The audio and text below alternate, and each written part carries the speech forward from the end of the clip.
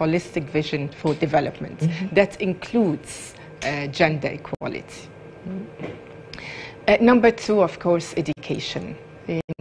And immediately after independence, the government rolled out this educational policy with the Educational Trust, free and compulsory education, not just free, making sure that people do send their children to school, and free education from primary till university level. I mean, that is the social equalizer, education, but it's also the surest way of making sure that women, take their rightful place and make their contribution to development. Right. So, on the other side as well, we have spoken to a whole lot of issues such as sexual harassment, the victimization that we see, the insults when women decide to put themselves in some of these positions. Today, globally, we have all of these movements that are, getting women to stand up for their rights, speak up for themselves,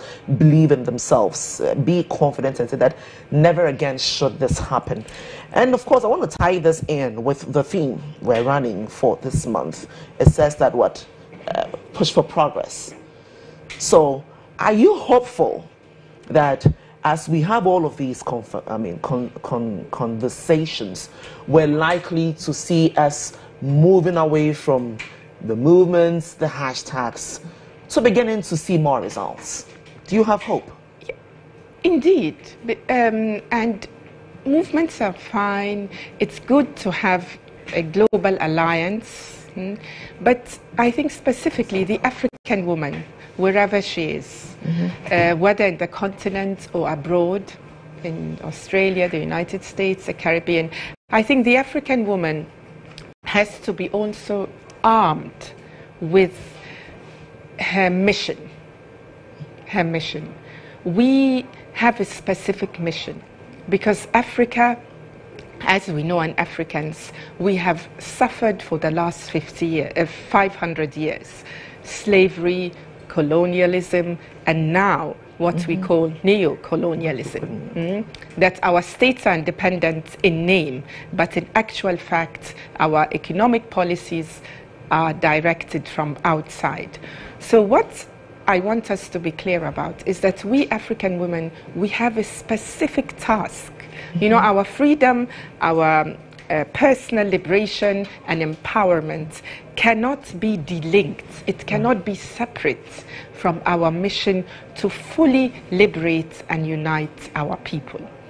And when you are armed with that vision, you have the strength. You have the strength because you understand where you came from. You understand that you are from a vibrant, rich culture.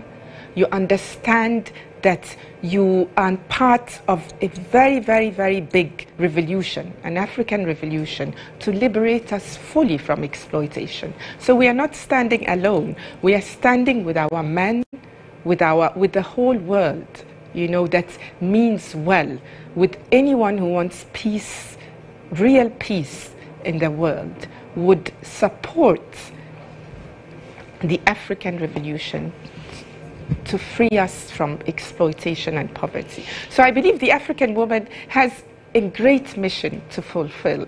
And if you keep that in mind, I think that will empower you. It's not just a personal or individual quest for justice. It's a collective one for our people. And I think we can rise to the occasion. What for you as a woman are some of the incidents that you have encountered that you thought were demeaning to you? Okay, every woman knows that we go through a bit of, I even hate to use the word, but I think we use it like, what do we say now? Sexual harassment? Yes, every woman goes through that, But if you are well educated, if you are strong, if you are armed with that mission that I spoke about, I think you know how to handle it. It's and collectively as a society, I think we can all address it together. I have been fortunate to have been brought up in a family where I felt yes, I had to learn how to cook and sew. My mother was very strict on that, being a typical African woman. So she made sure that I learned how to do these things. But at the same time, I never felt that there was something my brothers could do that I couldn't do. You know, in fact, they always used to say, she's the strong one, she's the stubborn one. So I believe that the right upbringing at home, you know, can also help our women feel that confidence, you know, that should be theirs. So I've had challenges, of but course. Yes, as you're saying, being an only Being an only girl, yes. with all the pampering, you still stood up for your rights. Absolutely, very much so. Yes. Should this government approach you to take up a particular, you know, position? Would you, you know, agree to do this? No, I wouldn't, and I think everybody knows that. It's very clear. Not everybody does. Okay, we want to hear you. No, and the reason, and the reason is very clear. You know, I'm committed to a certain vision. Right. And to be able to make it understood to people, to be able to have it realized, you know, I believe I have to be outside for now. Unfortunately, the way things are now, we try piecemeal solutions, you know, but we believe in a comprehensive development plan. We believe that our countries cannot progress without a comprehensive development plan.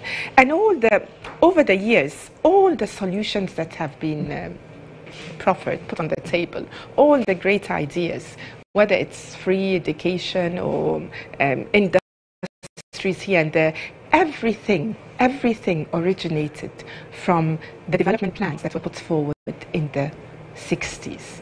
Nothing is new. There's not a single thing that has happened in Ghana, anything positive, if you can trace it back to those great comprehensive development plans that linked education with industry, education with agriculture, everything together. So I'm a great believer in that. So we are standing to say, let us revisit those plans.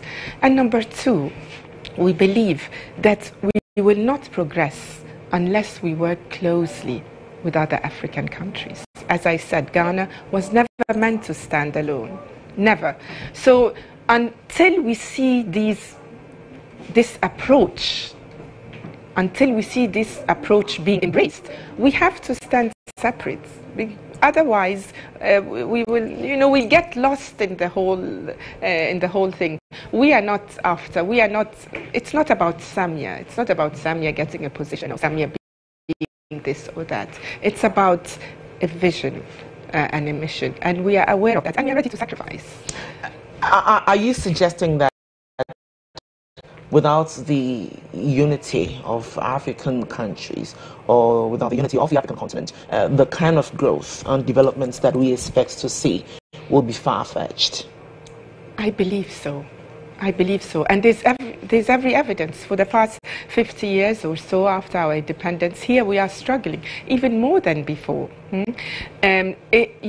Logically, a country of 28 million people cannot challenge or negotiate fairly with big blocs, China, India, the United States of America, the European Union. How can we negotiate with the European Union? How can we sign a trade agreement with a whole continent? So we must be informed with that. With all these, and all our experiences point to the fact that we were never meant to stand alone. And how can we be holding on to demarcations that our colonizers, those who came to exploit us, take our resources to build their own industries, how can we hold on to the demarcations of 1884? They sat down on a table to divide our countries, and we want to hold on to these lines of division that have weakened us and made us into these small, economically unviable states. No. I think African women, African men must rise up against that. We must make that decision. It is now high time to implement the vision of our independence. But if I got you right, you made the point that everything we're doing today, it's nothing new. If it is nothing new, then obviously it conforms to your socialist views.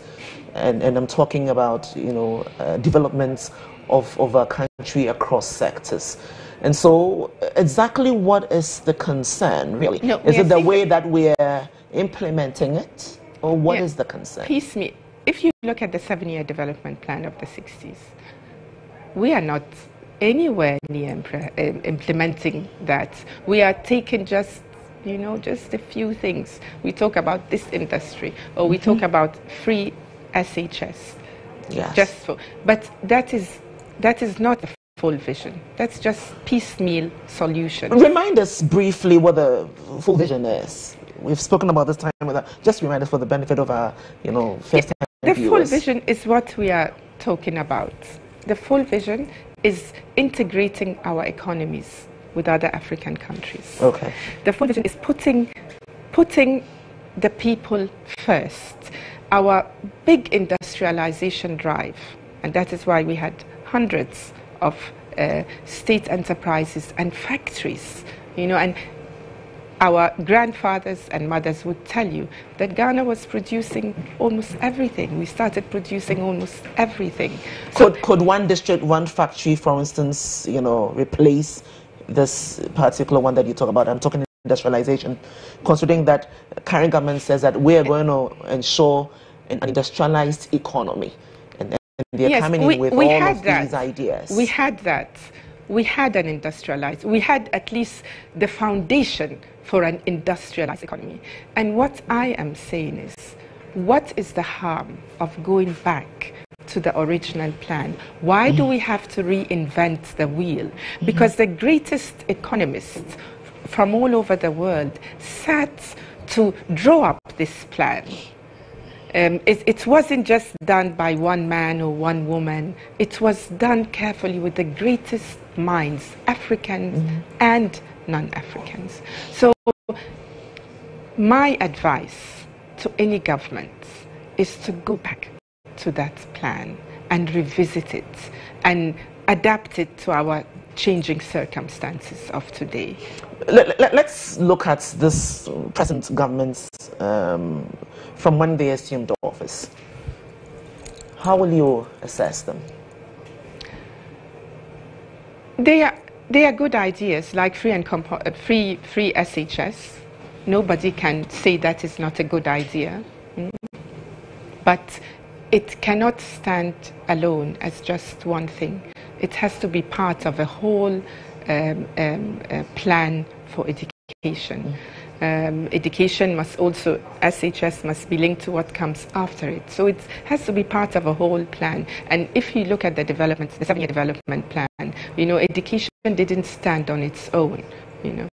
It was linked to jobs, to industries, and that is why you had the young pioneers, the workers' brigade. So everything was linked together. Nothing stood, no single policy or idea stood on its own, because we want education, but we want those who get this education to be ready for jobs, right, to be ready for education never stands on its own in a country.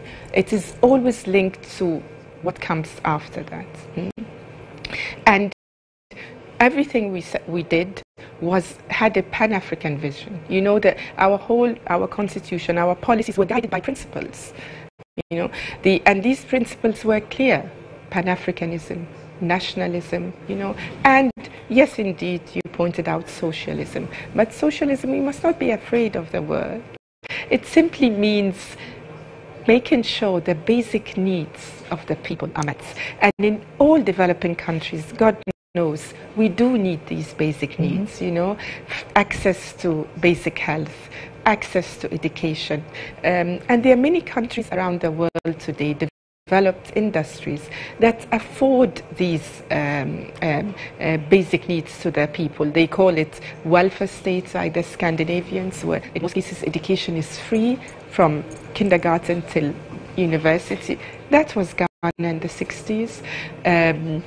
Where you have basic health, and also where you have full participation, what we call participatory budgets by the people, because the center of the development plan of the 70s was the people.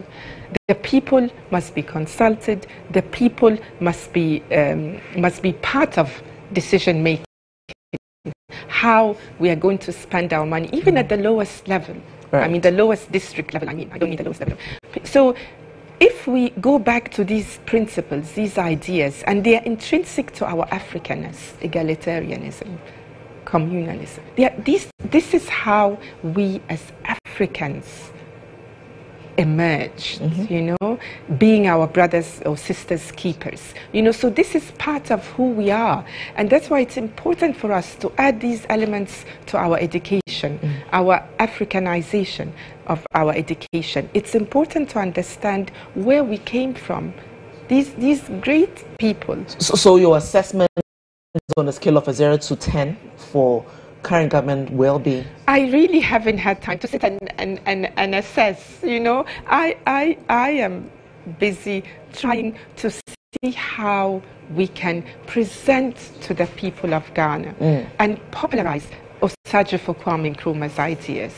I want the day to come when everybody's clear about what was that blueprint. So I am working on a library, the Kwame Nkrumah Presidential Library.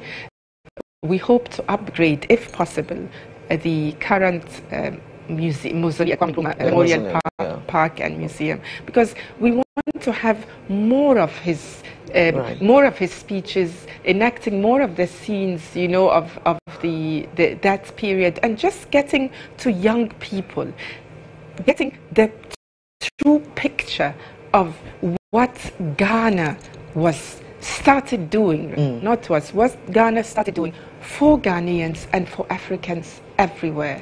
Let us get the full picture, because if we understand how Ghana became independent and why, I think we are going to move forward. But we're going to as well have to start from somewhere. They, for instance, boast of the free SHS, which you say is a step in the right direction. It is a step in the right direction. They talk about the paperless economy, which they're still following through with various, departments and agencies. Yeah. A number of issues that they have spoken about. I mean, the one district, one factory, we haven't seen, kick start yet. They put a few figures out there, which is supposed to probably help develop all of these initiatives. Yeah, but it's a struggle. You know why? It's a struggle. And the solution to our problem is pushing for the political unification of our continent. Why are we not tackling this all-important thing? Why are we wasting time and depriving our people from real development? African leaders must focus on the most important thing we can do for ourselves, and that is political unification. Why are we struggling? Why is Ghana struggling on its own to go and borrow? And we will never get good rates. So today the president is talking about a Ghana beyond aid. Dr. Nkrumah said this way back in time. But he didn't only say it. Forward. He didn't only say it. He says Africa can take care of... he said it, and he offered a way out, and the way out is political unification. We must understand that. We are here, the people of Africa are ready. We are looking up to our leaders to just make that a reality. In 1963, we had the full proposal on the table. It was there for African leaders at the time.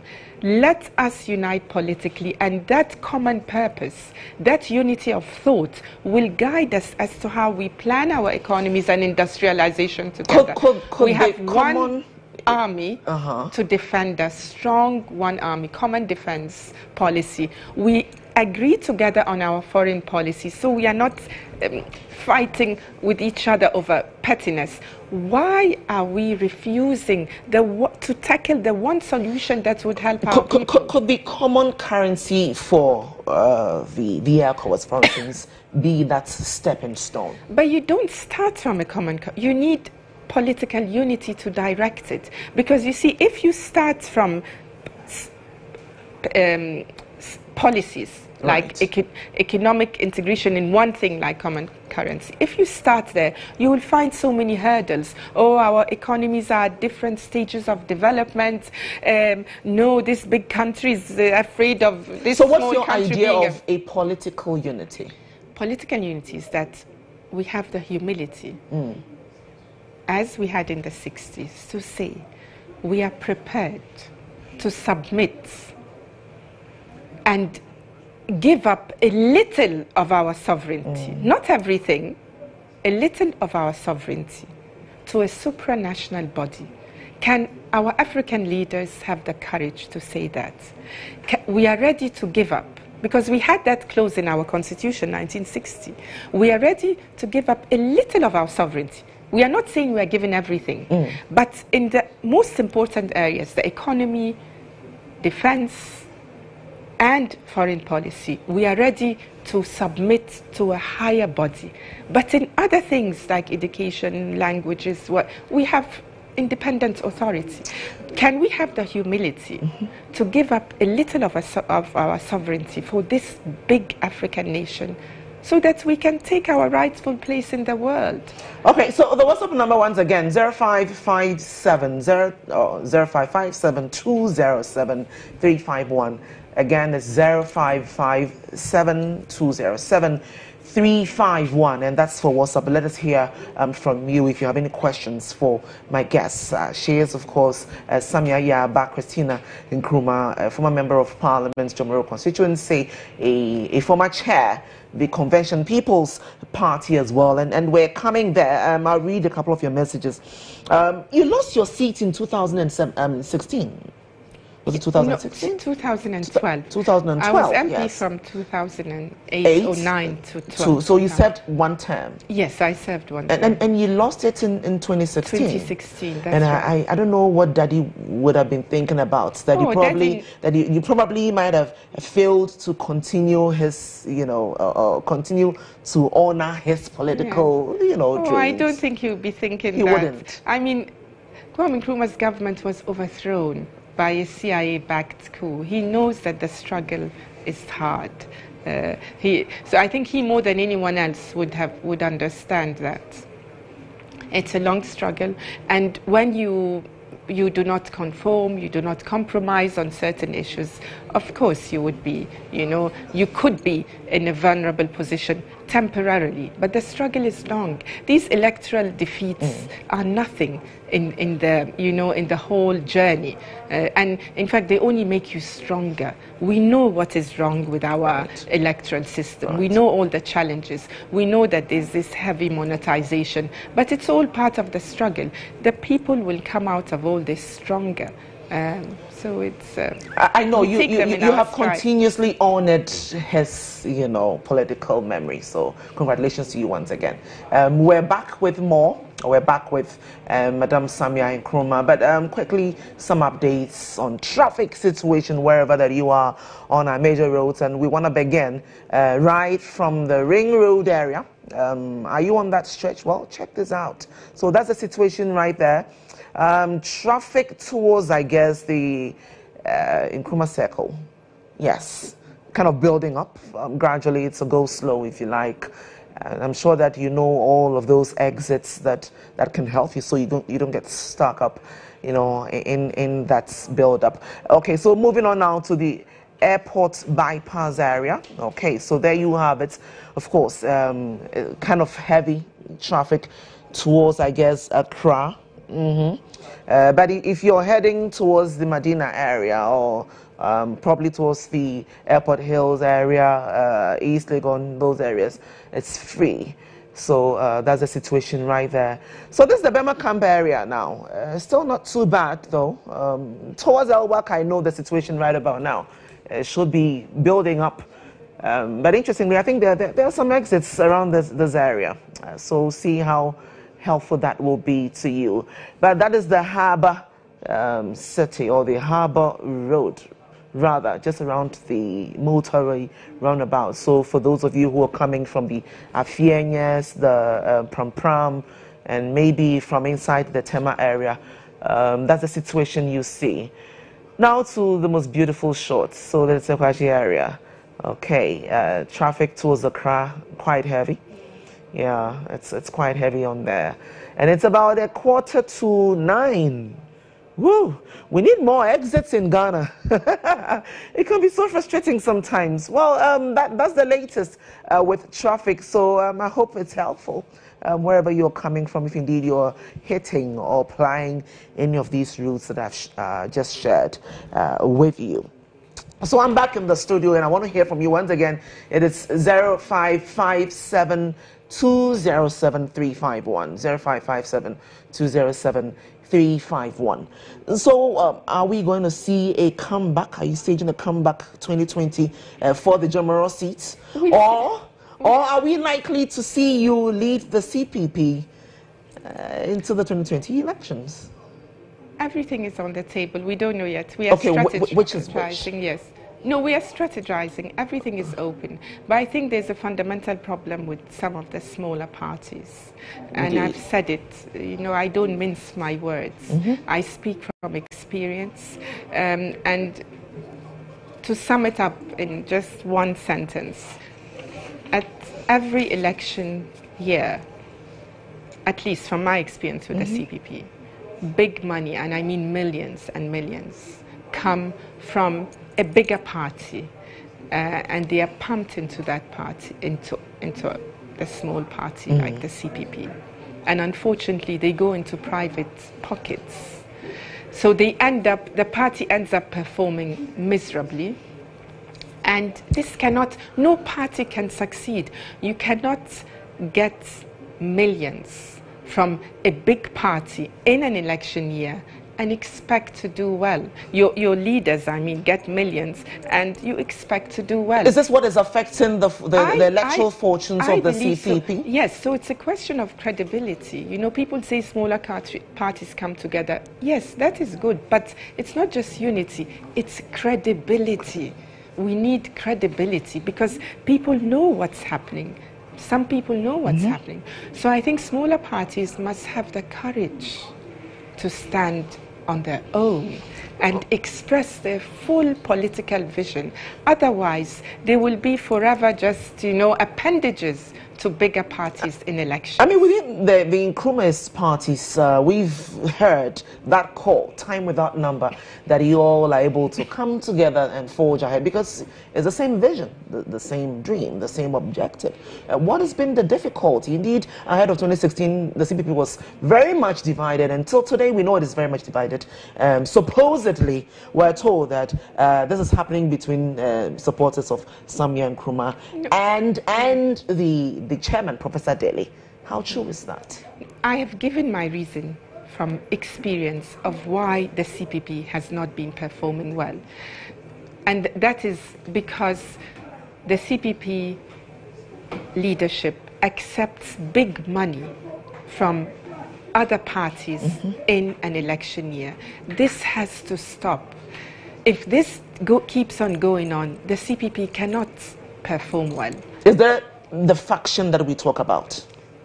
It's not your about supporters, faction. No, the Professor Dele's supporters. What is your relationship with the chairman of your party today? No, I don't approve of taking money in an election year. It's not personal. You see, you must understand this. It's not personal. I love every single Ghanaian, including members of the CPP. It is not a personal matter. But what I am criticizing, what I am calling for an end to that practice is taking big money from either NDC or NPP in an election year, because that would never work well for the parties. That is all. It's not about factions. It's not. Many of us, this is what genuine Nkrumah is. This is what we are against. taking big money in an election year. It's untenable. But can you imagine if these people come to power? If you can take big money from another political party, you will take big money from any country and sell your country. What Ghana needs, what every country needs, is honest politicians. That is why we take Osagyefo as our leader. You know, this is someone who refused even to own a house. I was born in Pedwasi Lodge. That's where I was born. And Kwame Nkrumah started building this house. It was a smaller thing. And after I was born, he gave it to the state. He gave it to the state willingly. He chose to do that. So here is someone who is so selfless. Yes. You know, a leader. Yes. So we need to emulate that. But you can't have leaders who take big money to become rich, and for what? And I'm sure that for like myself, my viewers are asking the question, what would be that motivation for all of these big political parties to be funding the smaller ones? And this is a conversation we definitely will continue. But for the want of time, we would have to end it here. And I must say that I've enjoyed your time in the studio. Congratulations to you once again. And hope to have you back. And you too. As always. Happy Women's Day. Thank you. And you. And you. Listen, I have a lot of your messages, and King Kav and I will be sharing a couple of them before we wrap up. So don't go away. Just stick around. We have Sports Chat coming up next.